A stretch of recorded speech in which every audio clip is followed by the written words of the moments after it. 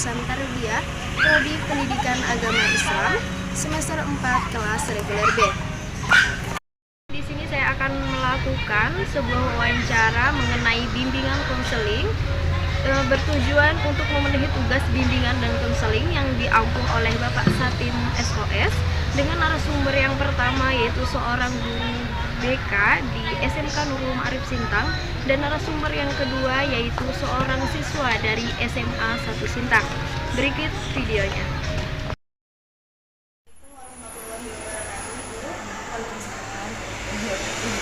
Saya Karina Putri dari mahasiswa SMA Sintang.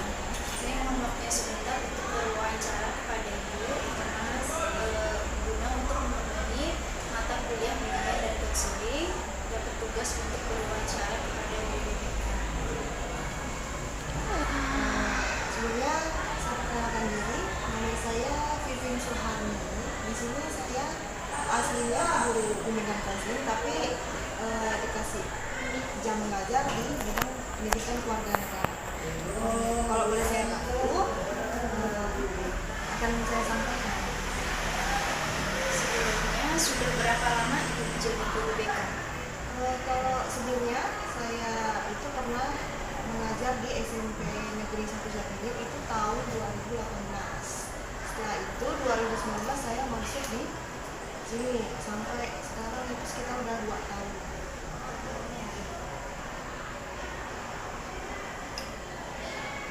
Terus dalam 2 tahun ini Bu, biasanya kasus atau masalah apa yang terjadi pada anak-anak didik? Kalau kasus-kasusnya sebenarnya sih banyak, tapi yang ada yang terberat juga ada yang ringan. Kalau yang beratnya anak-anak yang merokok, terus kencing di dalam gelas, juga terus ada yang ganggu kawannya sampai nanti masuk mata kawannya.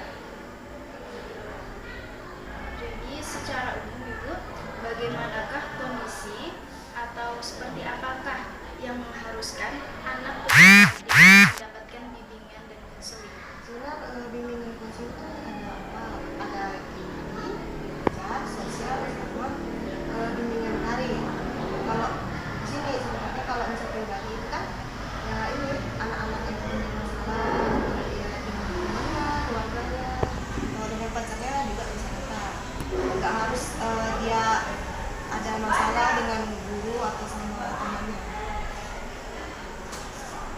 Terus ada atau tidak sih Bu, menjadi guru BK itu apakah ada tantangannya tersendiri?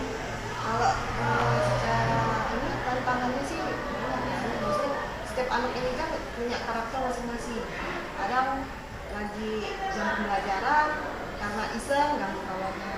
Ada juga yang makan di kelas, ada yang tidur, ada yang bolos. Itu sih banyak. Tantangannya ya. Terus selama ini ya Ibu sudah menjadi guru BK, menurut Ibu bagaimana untuk penanganannya siswa itu tersendiri dalam bimbingan dan konseling?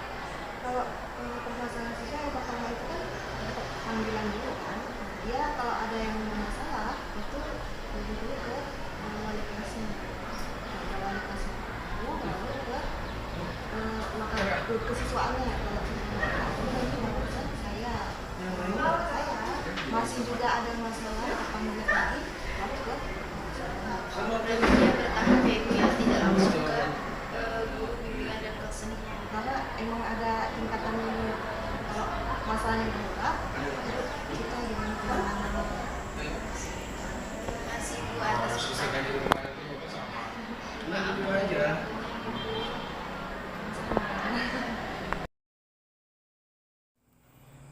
Baiklah, di sini saya sedang bersama salah satu narasumber saya, seorang siswa dari SMA 1 Sintang, untuk wawancara tentang bimbingan dan konseling. Sebelumnya boleh perkenalkan diri dulu. Perkenalkan, nama saya Ridho Zain Solihin. Saya adalah salah satu siswa dari SMA Negeri 1 Sintang. Untuk pertanyaan yang pertama, apa menurut kamu atau apa yang kamu ketahui tentang bimbingan dan konseling? Bimbingan konseling di sekolah saya berfungsi sebagai salah satu cara sekolah untuk mendekatkan siswa baik secara perbuatan dan perilaku agar tidak melenceng dari tata tertib dan peraturan yang berlaku di sekolah.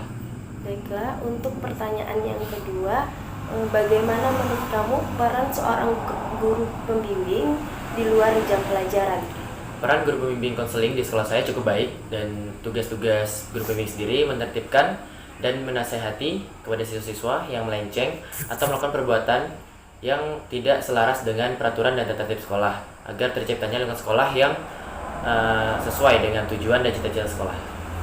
Baiklah, sekian wawancara saya. Kurang dan lebihnya saya mohon maaf. Terima kasih.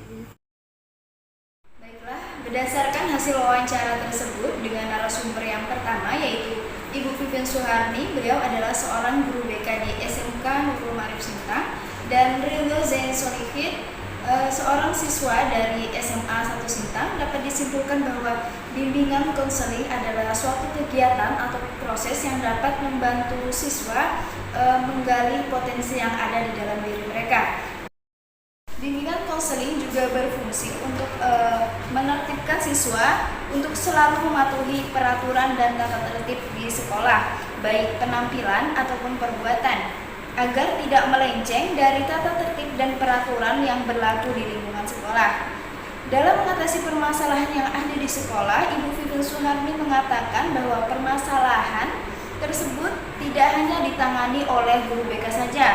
Namun jika ada suatu permasalahan yang ada di dalam sekolah, yang pertama anak itu mendapat panggilan dan diserahkan ke wali kelasnya.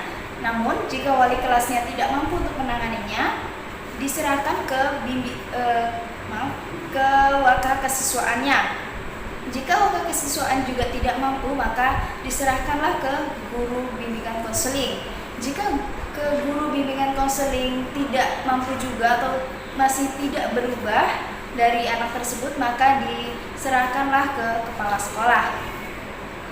Dengan demikian, bimbingan konseling dapat membantu mereka untuk mengembalikan kesadaran atau membantu mereka memulihkan pemikiran dan psikologis mereka agar dapat memahami dirinya sehingga sanggup mengarahkan diri dan bertindak dengan baik sesuai dengan perkembangan jiwanya. Baiklah, sekian hasil wawancara dari saya. Kurang dan lebihnya saya mohon maaf. Wabillahi taufiq wal hidayah. Wassalamualaikum warahmatullahi wabarakatuh.